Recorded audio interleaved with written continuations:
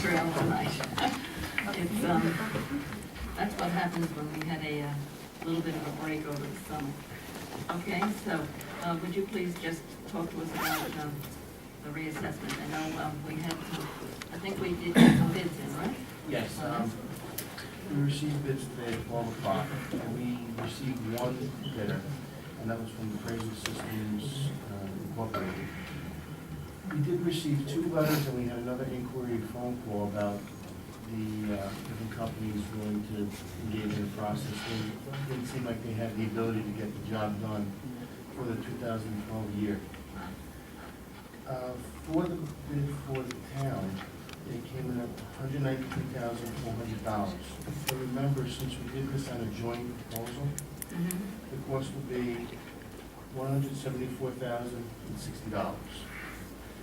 Now, does anybody have a copy of this? Yeah. If you go to page 2, it's not later though, but it's what the reassessment program will include.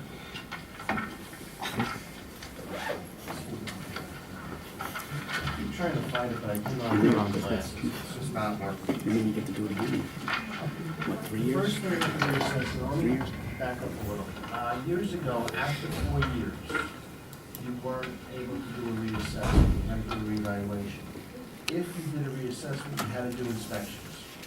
Well, lo and behold, 2008, more so 2009, because the economy didn't start going south, I guess, October of 2008, the state relaxed the regulations. And he said if a thorough attempt is made to inspect a home, you could do a reassessment in that current year. Now, what was better about that compared to a reevaluation? Well, a reevaluation, you have to get the tax map done. That could sometimes take up to a year, 2 years, just to get the map approved.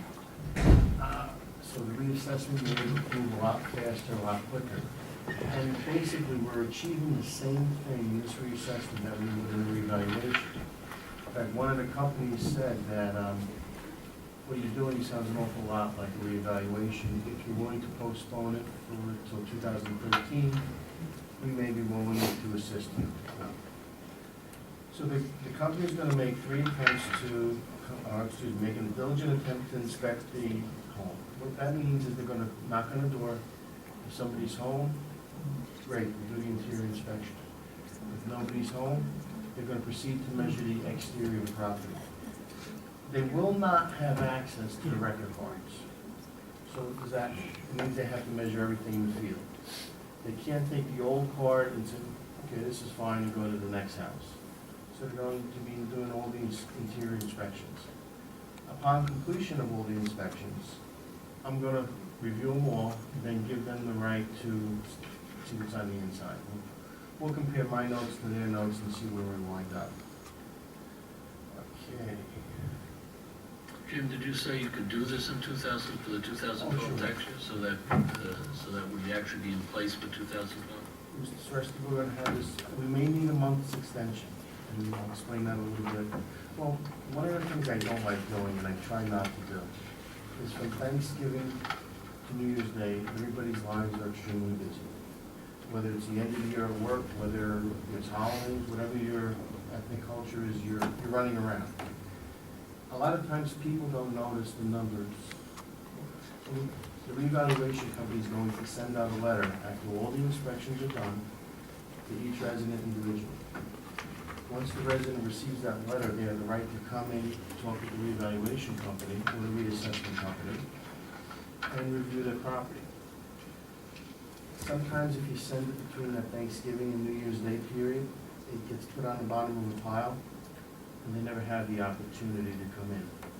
So I would, at this time, I would think I would rather have them hold off till after the holidays, mail the letters out. This way people have ample time to have, somebody, to go and meet with the company if there's any inspections. And as long as we have it mailed out by the values into the county by February 1st, we'll have the postcards out by a week later, the postcards that indicate everybody's valuation. And everybody has to May 1st to file an appeal. In a reassessment or an evaluation, you extend the time to May 1st. Now remember, part of this contract also says that they have to come and do a presentation the direction of the mayor and council, mayor and council. It could be at a meeting here, it could be at the school, it could be at the senior citizens, the complex, the senior citizens. But they we'll do a public meeting to let everyone know what's going on with the process. Okay. So this company has done the majority of the reassessments. I encourage everybody to go on their website. It's www.asinj.com. Denise and I looked at it a little bit before, but what they're going to do is they're going to take a picture of every home, which they're going to measure every home. They got the square feet of every home. They're going to compare all the comparables that we have. In other words, all their data, they're exposed right to the public. One thing that's really neat is anytime there's a reassessment, even though we're not supposed to talk about taxes, obviously what we all want to do is talk about taxes. The focus is to get it all even so the tax base is right, so nobody pays more or less than their fair share, so everybody got market value. They actually have a tax indicator. So you're able to determine what your old assessment is, your new assessment, and if there's no change in the budget, what your new taxes will be. So it kind of tells you where you're going to be for that first year. Again, pictures are going to be taken, and a lot of this information is going to be on their website. If you glance through the book, you'll see they have all the proper documentation. But towards the end, you'll see their credentials. Before that, you'll see public relations pieces.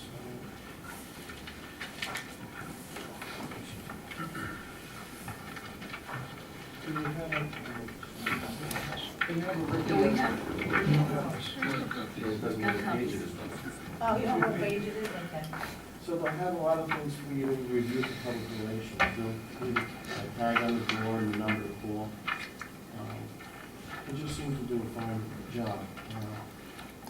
A couple of things about the reassessment. I wasn't sure, when Alan asked me to come, he says, we'll just talk about the process. The process, I'm assuming, if everybody adopts by, say, September 15th, it'll take a minimum of 2, maximum 4 weeks for the state to approve it. So let's go to October 15th. Columbus Day, it always works for you. After Columbus Day, then they're going to probably start the inspections. They'll be done by December 15th, or January 1st. They'll calculate the values. By February 1st, during the month of January, they'll send you the letter. Please come in if you have any questions. By February 1st, you're going to receive your postcard, and then you'll have time to file an appeal. The meeting, I would suggest you schedule it earlier than later. I think as soon as the process is about ready to get underway, you'll put it into action and get it going. I know there's been some questions recently, and I ran an analysis of where do we stand as far as the market compared to the assessments.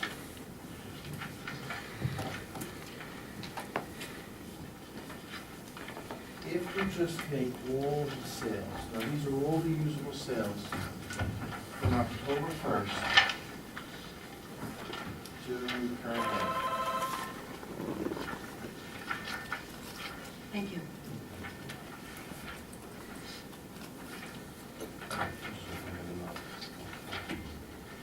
Okay, now, right now we have 49 sales that are actually usable. Now, does everybody know what I mean to say usable, what I'm referring to? A usable sale is a sale that occurs between a willing buyer and a willing seller at the highest and the best use the market will provide. So if it's an estate sale, a foreclosure, a short sale, if it's a sale if there's any love and affection, that's not considered. So we eliminate all those sales, and we just deal with kind of the meat and potatoes. Now remember, for 2011, our ratio is 88%. You'll see a batch of sales over 88%. Now the average sale, all the way on the bottom, after you take all the sales and average them up, that's the last column, is 106%. I just rounded it off to make it easier. What that means, on average, from October 1 up until, I think we had a couple June and maybe one July sale. We're 6% over market. The other, 6% over assessed value, which means we have no way to defend these. If we use that 88%, remember, the ratio is 88% of sales to assessments. We're almost 18% over the equalized assessed value. Now let me explain that 88%. If somebody's house is $100,000 or business, that doesn't mean $100,000 is the market value. The state says based on an aggregate sales sampling period of 3 years, the equalized ratio is a percentage. In our case, it's 88%. So for us to defend that value, you take $100,000 for an assessment for a house, basically add $12,000. That's the number that the market value theoretically should be. So if it's 112%, in reverse, and we're at 108%, this one shows that we're 8% over market. So that $100,000 house is really selling for $92,000. The state's saying it should be 112, and we're at 92. Hence the reason for these deals. I just minute, now remember the way the state does that ratio is they take 3 years. This is October 1st, October 1st. When somebody files an appeal, that's the time frame that you use. For the ratio study, the state goes July 1st, 2008 to June 30th, 2009. So it never really matches up, and the two paths never really coordinate a lot. But that's where we're winding up at. I just want to ask a question on this, just so, because you're helping me understand it, and I appreciate that. But so now we go through this reassessment, and that house that was on the books for $100,000 is now going to be brought down to 92. Correct. Okay? In theory. So now is the, I thought this was, a revenue neutral process. So if our town is worth $33 billion, let's say, something around that, I forget what the number is, but you have that, I'm sure, there somewhere. When you go through this process, that number should stay the same, is that correct? No, the number will go down. Well, okay, so it's going to go down. So The tax rate goes up. So now we're going to, so the tax dollar that I'm collecting from that homeowner is going to be the same. Yeah, exactly. Their value will go down, their house will go down, but we're going to hit them, the mod rate will change, I guess that's what they call it, or whatever. Yeah, basically what happens, I'm gonna make it a little simpler. Let's say everybody's assessed value is $100,000. Let's say the taxes on that property is $1,000. So the rate's $1. Let's say the values drop in half. So now that assessment's gonna be $50,000. The tax rate goes up to $2. Equals the total amount, $1,000. Let's say $100,000, that'd be a little high. So the tax rate, the end of the day, the borough needs X number of dollars to run. For the school, the county, so it's just, what's the equalized value of sharing and raising those dollar amounts? Now, for example, not everybody's gonna go up or down 8%. There will be people that go down more, there will be people that go down less. If somebody took an appeal and passed, let's say they got a 10% reduction. Let's say the average thing, neighborhood, now remember, it's also done by neighborhood. So one neighborhood may go up more or less than the other neighborhood. Well, let's say in the town, the average reduction is 10%, and I go down 3%. But 2 years ago, I went down 7% because I filed an appeal. I'll see an increase in taxes this coming year. If somebody didn't file, we're neighbors. I filed, I'm down here. You never filed. You might go down here too. Now, will taxes go down for everybody? I doubt it. But what you're gonna do is you're gonna see the loss, probably you'll see a reduction in your appeals that you're spending out. And probably be about 20% of the people will see some sort of reduction. In every reevaluation I've ever done, and it's gonna be 7, 8, typically 20% of the people go up, 20% of the people go down, and that remaining 60% fall within $100 of where they started, not counting the new increase. Maybe a little bit more, a little bit less. Okay. Thank you, John, for your question. Johnny, and then I'll come back to you. Thank John? If I'm understanding this right, will everybody after the reassessment, this ratio be at 100%? So the person who's at paying 151% of his share will go down to 100, while the person who's 77% of their share will go up to 100. Okay, so I just want to make sure I'm And what they do, understanding it properly. Councilman, is they don't say, okay, this one sold that one, so they average out what's the value as of October 1 and I get it, but everybody's going to basically be even now. at 100%. Okay. Any other questions? John, I'll come back to you. Go ahead. Two questions. Go ahead. First is, I want to understand how, so now we're going to spend $175,000, so it's 73, whatever the number was, 175. How does that, and based on, we've had appeals these past years, which means that, someone was paying $15,000 on their home, they appealed it, and they got $3,000 back because it was worth 12. And I imagine a lot of these appeals are for the businesses as well, probably. Majority of the homes. Are they? Okay, so we had to refund money to the homeowners to the tune of About 72,000. $72,000 this past year.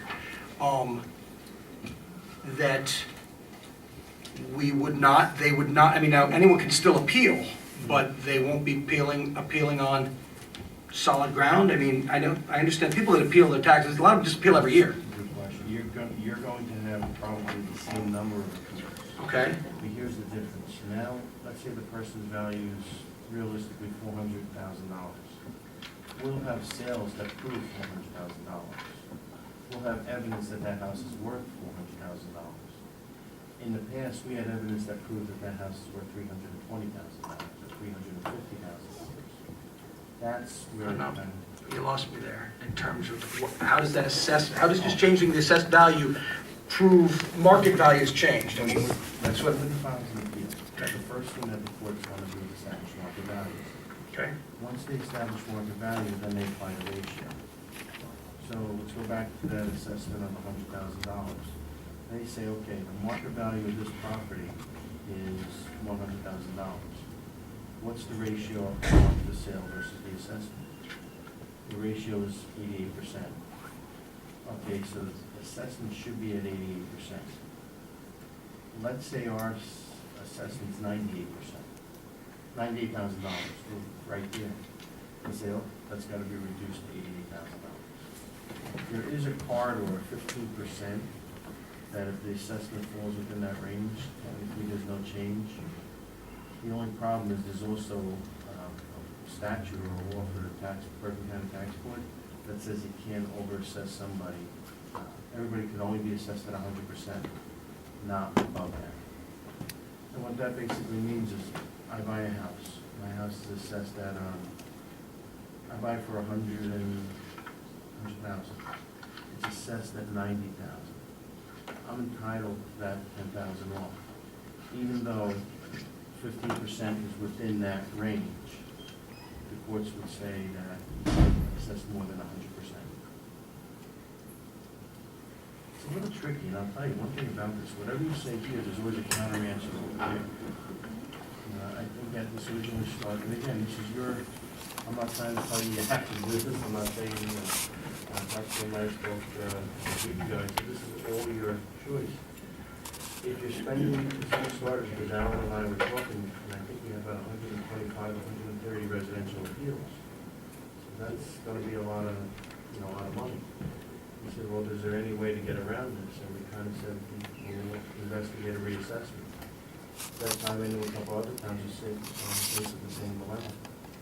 Last year, I think about 8 or 9 towns in Berkeley County that did reassessments. Jim, I mean, also, I think the application of the Freeze Act, like on all these appeals, I mean, we're stuck with this reduction with at least those that have challenged the appeal. So they're going forward, they have the benefit of lower taxes for at least 2 years beyond the year of the appeal. So for those in, let's say, 2011, where we had to refund maybe $70,000, we're stuck with that, refund tab for 2012 and 13. You're right, Mr. Swirsky. The other thing is typically if we wanted to raise them up the following year, we really have to initiate the appeal, file to increase it, so. So actually, by doing the assessment, and hopefully, if we get the assessment in place like planned, we should be in a position where the Freeze Act will not apply to all these appeals, let's say the 135 appeals we had The this Freeze calendar. Act will apply, everybody's back to 100%. The ratio's at 100%. It's much easier to defend your appeals when you're that close to the current market value. Alphonse? And one of the services they provide here, the firm defends all tax appeals for next year, or the 2 following years. Yeah, what we did was we put the defense of the firm to, well, by statute they have to. But I mean, that's an additional savings. Right. Okay. Say yes. Okay. Yes, please, Sandy. So, Mr. Anderson, this is a revenue neutral process. It's not gonna generate any more revenue for the town, right? No. Some people are gonna go up, some people are gonna stay the same, some people are gonna go down. And there's no guarantee that we won't have the same number of appeals that we've had in prior years. Correct. You could file a new appeal, right? And you said that you can't have any assessment ratio above 100% because it's per se unconstitutional, right? So if we do this reassessment for 2012, and then the market changes again, and when we get our ratio when we get our new ratio, we find ourselves at 101% or 102% of value. Then we don't have any defense when someone files an appeal. We'd have to give everybody, there's no 15% corridor of error if you're above 100%. Well, then, yes, that's true, they keep you at 100%, Right. but there's no guarantee the market's gonna keep trending down. No. The other thing is if it goes the opposite way, as long as they have that ratio, pretty much everybody holds to that standard of value. I understand what you're saying, if you're automatically starting from a step behind. Typically, you're gonna see everything come pretty close to 100%, even a subsequent year. Thank you, Sandy. Alphonse? And also, there's a difference, even if you come in at 101, 102, there's a significant difference between a 2% or a 1% difference versus a 10%. So you can't budget off of, or 6%, let's just say. But if you look at these numbers, I mean, some of these numbers, you have houses at 130% of value. So if you're looking at, 2011. a 1% budget difference that you have to refund versus a 6% or higher, you can at least budget reasonably off of that. And right now, our budget, you can't reasonably budget off of what the losses in tax appeals that we've sustained. Here's, if I may interrupt for a second, here's this is actual, this is 6% over on an aggregate basis. The 100 and the 88%, that's basically the same number. They're never gonna jive together, they're never gonna coincide.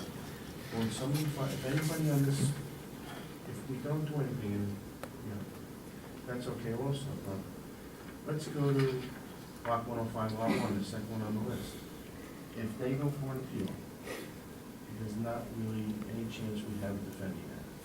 Now, just to put it in real dollars, that's probably about a $50,000 reduction. 50 times 250 is over $1,000 just on that one property, not counting the ratio. Use the first one, 103, Lot 103, that's 93%. In theory, we should be okay with that because it falls within that 15% corridor.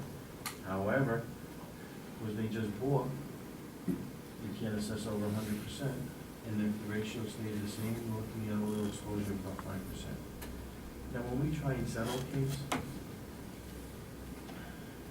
wish Mr. Kraus was here, I'm not always the most friendly, I try and be nice, but you get an offer, take it or leave it, and this is what we think is fair, and that's where we're gonna go. And we try and split the difference.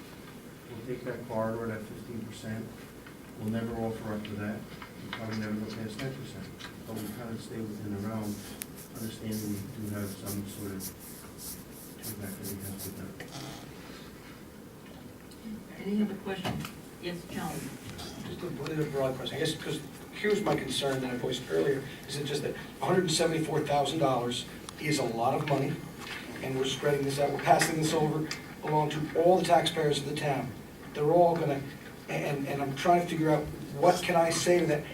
How is this, our spending their money, gonna benefit the average taxpayer? If you could help me with that answer, because I don't have that answer right now. I know it's gonna help us with budgeting, and it's gonna help us stop those 70 people that are the 130 people, but we've got, 3,400 homes in town, and we've got 130 of them that are appealing, and now we're hitting all 3,400 homes with a tax bill that is not insignificant. I mean, it's not an insignificant expenditure. So I just, I'm asking, I'd like to ask the, sure, thank You you. can ask, and then Alphonse can answer after that. There was, gotta say, spread over 5 years, so roughly 40,000 a year.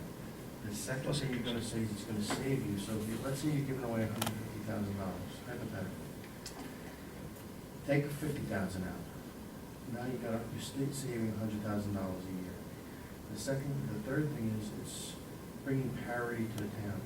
So this way you're not assessed more than you're assessed, or you're assessed the same. Everybody's equal. Yeah, it's hard to put something, this is being on the council in my town, it's hard to spend that amount of money and you're not seeing an improvement, you're not seeing a road done, you're not seeing a park renovation. The best thing I think I can come up with is if you look at the prices for the reassessment, it's probably about 60% of what a revaluation would cost. Now, if you keep heading down this path, the revaluation you're going to be doing in a year or 2 years. This reassessment is doing the work of a revaluation, coming up to 100%. So I think, even though you tangibly don't see that money, but instead of it being 175,000, you're saving maybe another 125,000 if you had to do a full-blown reevaluation. When you have to do that, there's of course we engineered out the tax maps, and there's a little more involved. Achieving the same goal. Now that you're mandated to do. I guess the only thing that, and again, I hear it all the time, like when people file appeals, is the council going to authorize a reevaluation? I say, well, we're doing the prudent thing to weighing the checks and balances to scale. How do they balance it to make it work? But they're trying to be proactive instead of reactive. Because let's face it, the market does change, it gets better. The state, the county's going to order everybody to revalue right at the same time.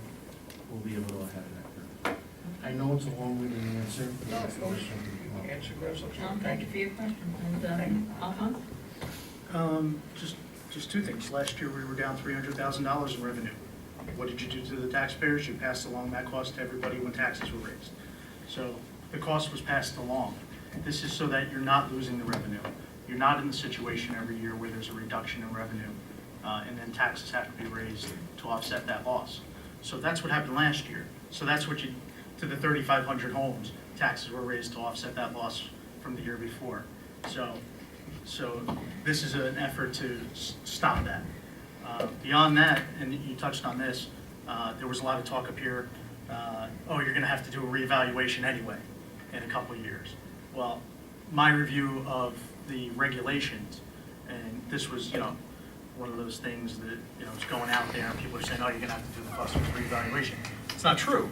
Once you do this, my understanding of the regulations is that you can be ordered to do, it's one of 12 possible things under the regulations, but the state can order you to do a reevaluation or a reassessment if you haven't done one in 10 years. But because now we've done, or we will do a reassessment, we will not get ordered to do a reevaluation in 10 years. So there is that cost savings already built into this, correct?